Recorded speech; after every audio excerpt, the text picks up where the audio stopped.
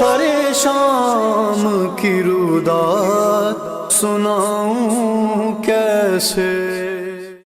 بسم اللہ الرحمن الرحیم. ڈیئر ویورز، السلام علیکم. آپ تمام کا استقبال ہے پروگرام سفر عشق میں. ویورز، ہم پروگرام کے اس مرحلے پر پہنچ چکے ہیں کہ بہت ہی جلد یہ سفر عشق، یہ جرنی آف ٹیئرز ختم ہو جائے گا. لیکن کس طرح؟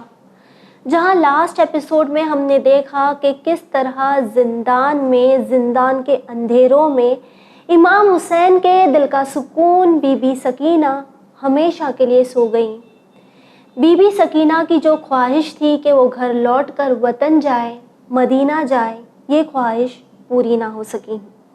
لیکن بی بی سکینہ کی شہادت نے ایک انقلاب لایا شام میں. اب بی بی سکینہ کی شہادت کے بعد شامیوں کو یہ پتہ چل گیا کہ اہل بیت پر کس طرح ظلم کیا گیا. جو باتیں لوگ اب دبے الفاظوں میں کرتے تھے وہ ایک انقلاب کی طرح سامنے آنے لگی. لیکن یہ سب کس طرح ہوا یہ ہم جانیں گے آج کے ایپیسوڈ میں. تو آئیے سب سے پہلے استقبال کرتے ہیں ڈاکٹر نیلم وکیل کا. سسٹر السلام علیکم. علیکم السلام ورحمۃ اللہ وبرکاتہ. بی بی سکینہ کی شہادت کے بعد شام میں ایک الگ ہی ماحول تھا. پہلے لوگ دبے الفاظوں میں بات کرتے تھے، یزید کا خوف تھا، بولنے سے ڈر لگتا تھا.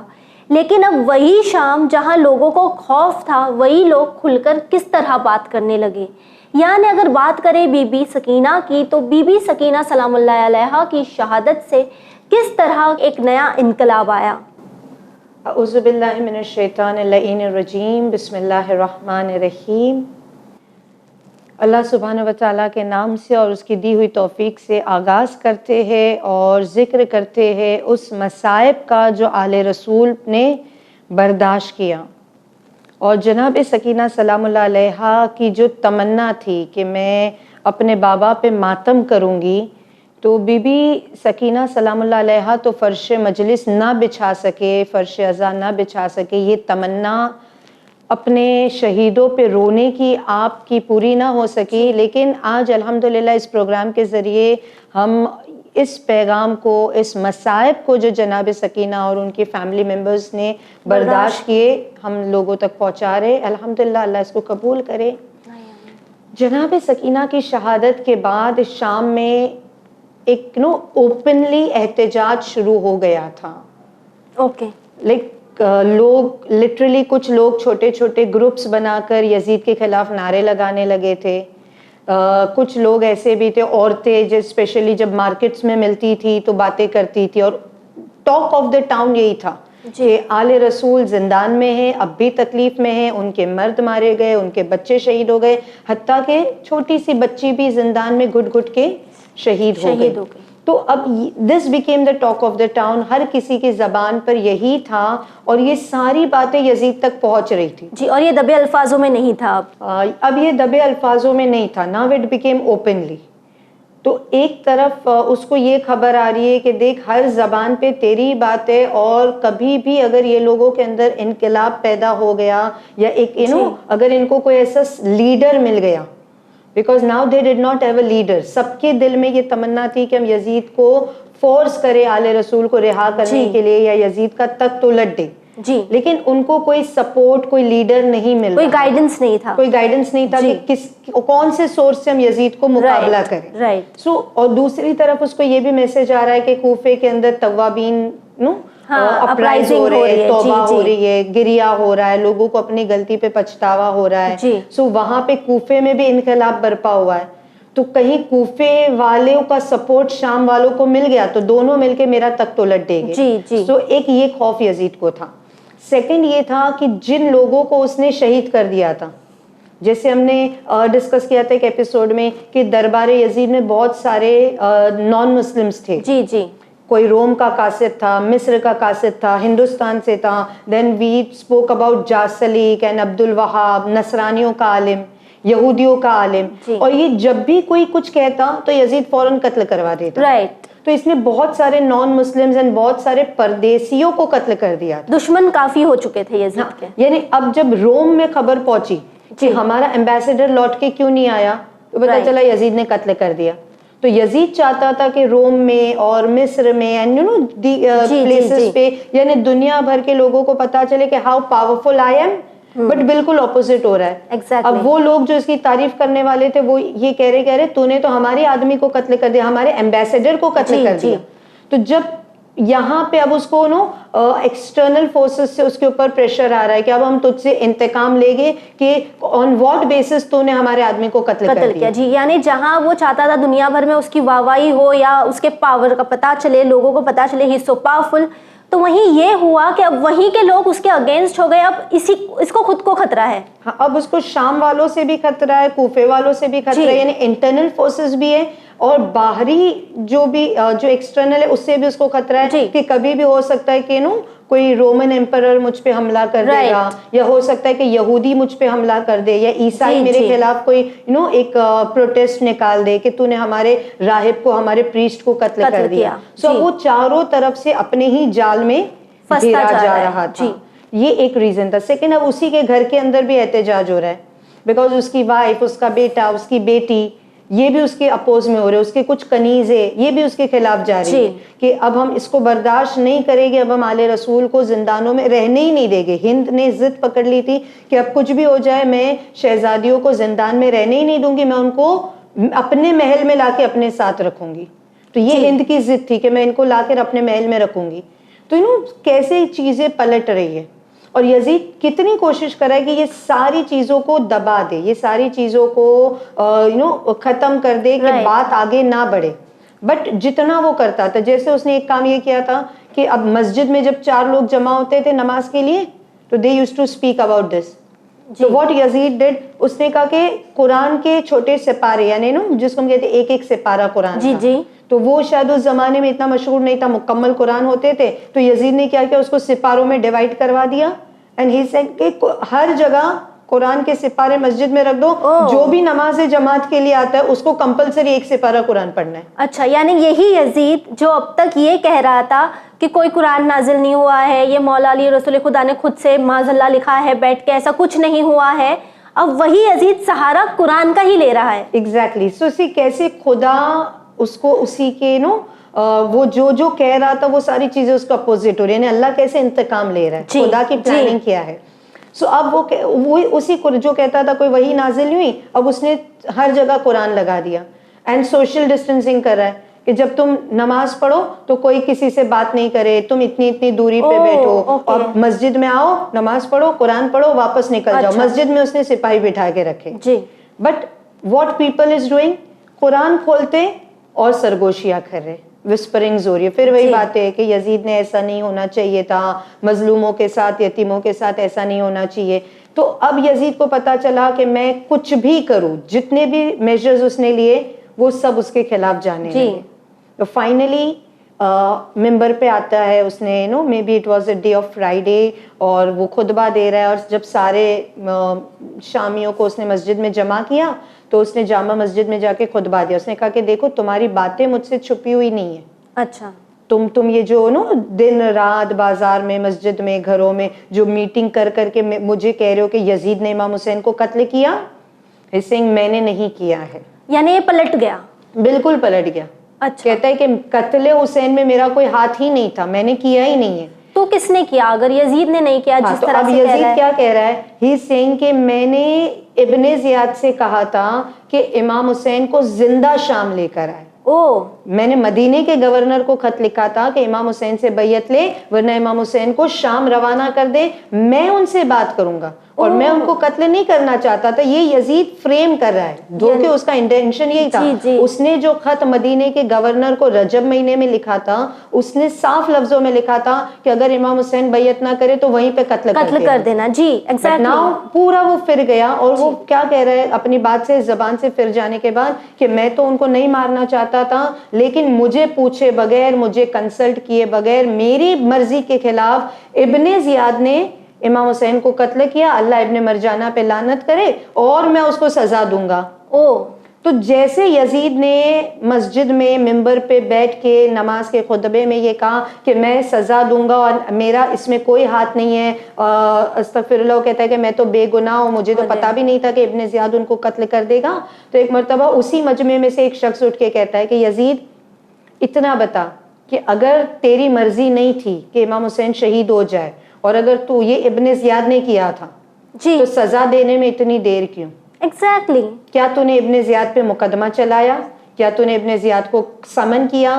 تو کیا ہم نے نہیں دیکھا کہ تو نے ابن زیاد کو گلے لگایا تھا، اس کو اپنے پاس بٹھا کے شراب پلایا تھا، اس کو اتنے سارے تحفے دیے تھے؟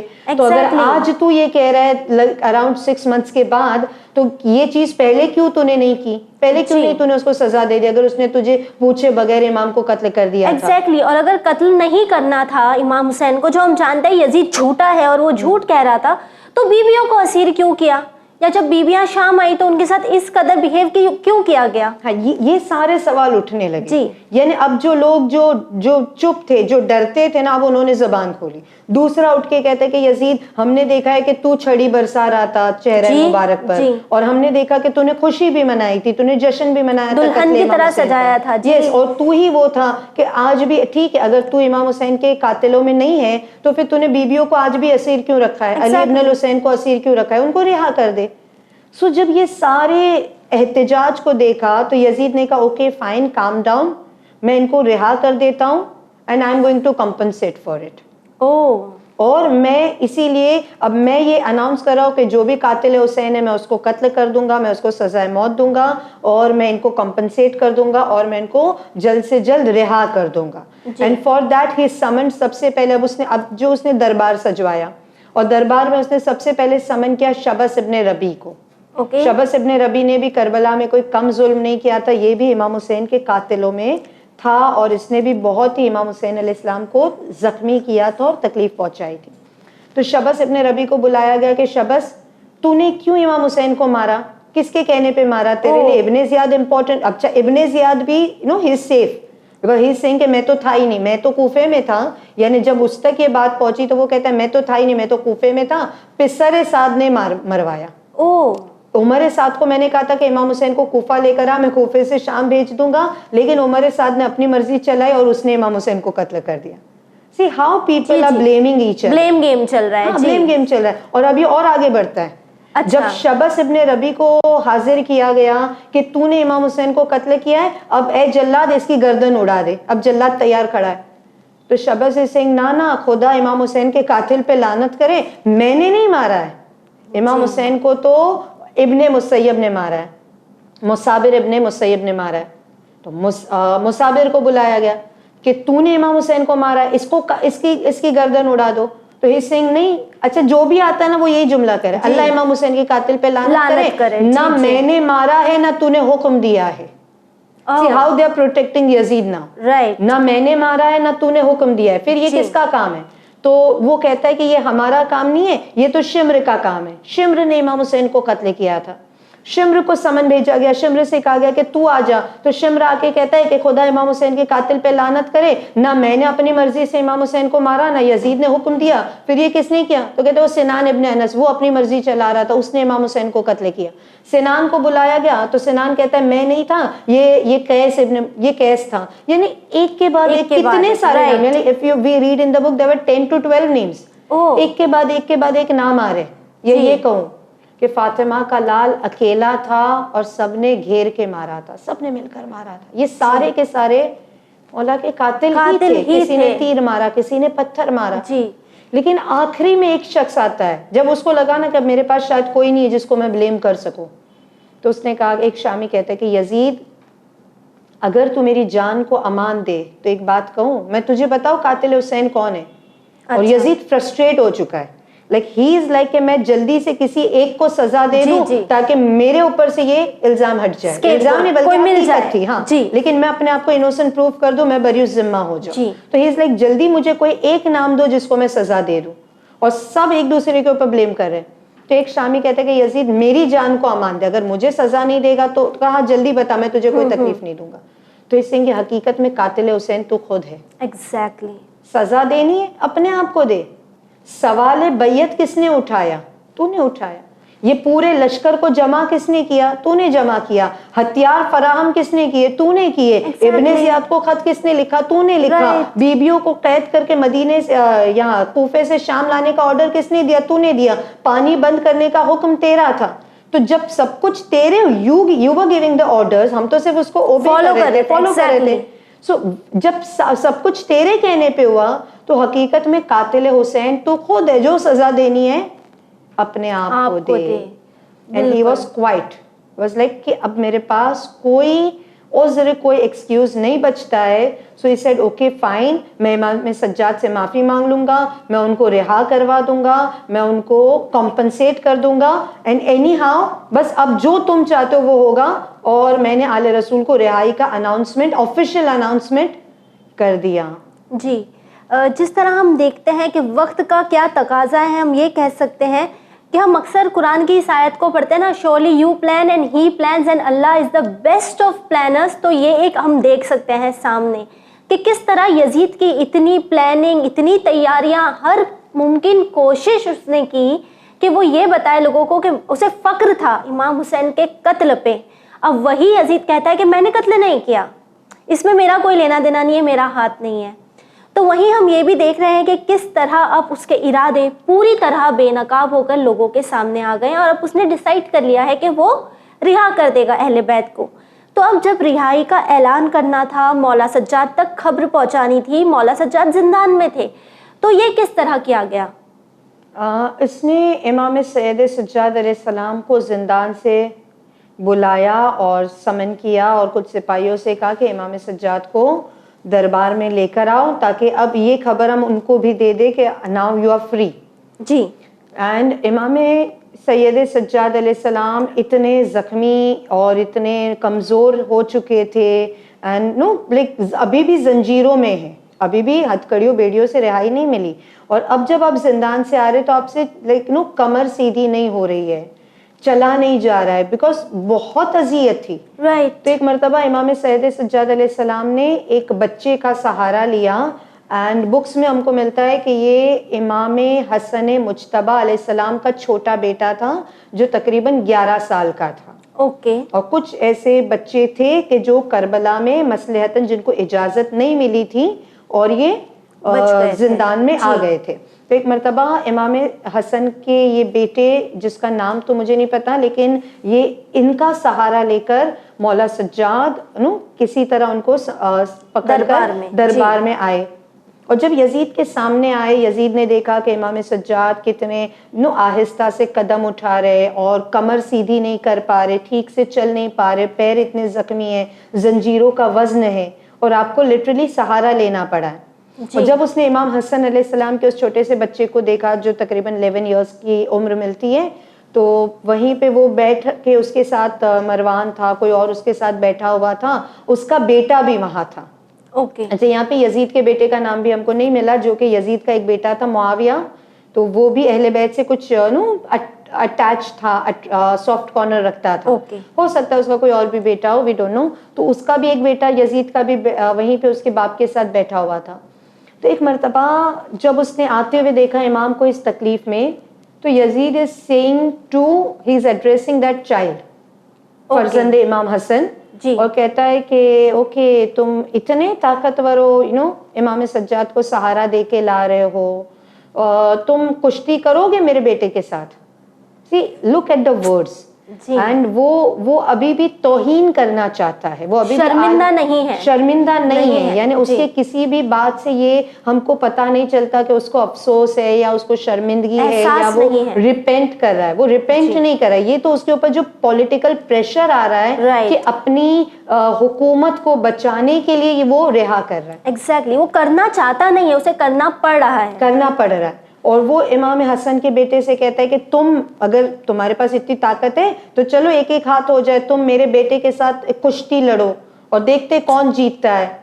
اور امام حسن کے فرزند نے کہا کہ ہم آل رسول کشتی نہیں لڑتے, ہم کو ایسی چیزوں کا شوق نہیں ہے, لیکن ہاں اگر تو مقابلہ ہی کرنا چاہتا ہے تو اللہ ایک تلوار میرے ہاتھ میں دے، ایک تلوار ان کے ہاتھ میں دے، اور ہم تلوار کا، ہم کشتی نہیں لڑتے، ہم تلوار کا مقابلہ کرتے ہیں اور دیکھتے کون تلوار کی جنگ میں جیتتا ہے، کس کے پاس زیادہ طاقت ہے. جی. اور یزید جانتا تھا کہ فاتح خیبر کا پوتا ہے، علی مرتضیٰ کا پوتا ہے، حسن مجتبیٰ کا بیٹا، اور امام حسن خود اتنے شجاع تھے.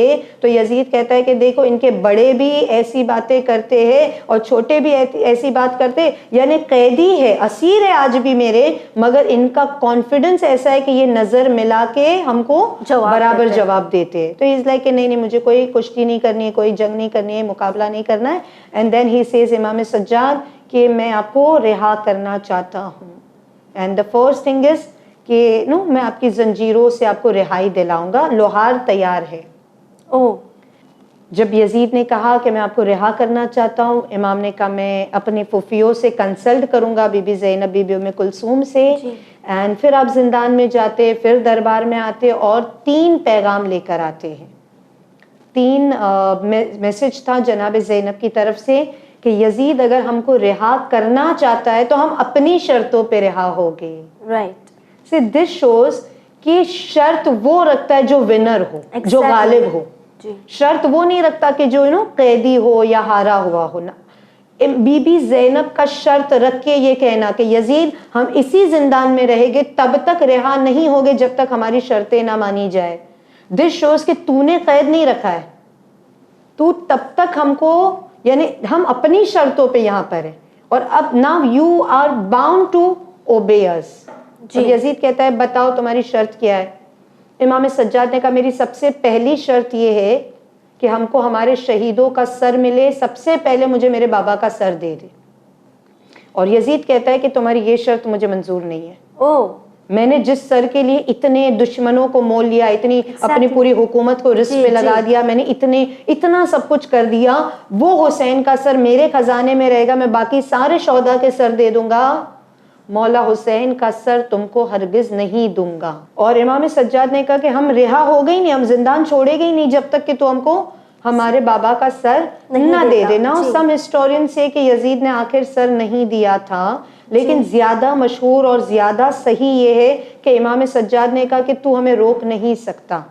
اس نے کہا میرے پاس نہیں ہے، اس نے کچھ بہانہ بنا دیا. امام نے کہا مجھے یہ بھی پتا ہے کہ کس صندوق میں، مجھے یہ بھی پتا ہے کہ کس حجرے میں، مجھے یہ بھی پتا ہے کہ تو نے کہاں رکھا ہے. اور اس وقت امام سید سجاد علیہ السلام نے ایک حجرے کی طرف اشارہ کر کے کہا السلام علیکہ یا ابتاہ، السلام علیکہ یا ابا عبداللہ. اور کٹے ہوئے سر سے جو کسی کمرے میں بند تھا وہاں سے آواز آئی علیک السلام، اے میرے فرزند، اے علی ابن الحسین، تم پہ میرا سلام ہو. اور امام سجاد نے کہا کہ یزید اگر تو نہیں بھی دے گا نا، اگر ہم چاہے تو کوئی روک نہیں سکتا، وہ سر خود بخود ہمارے پاس آ جائے گا.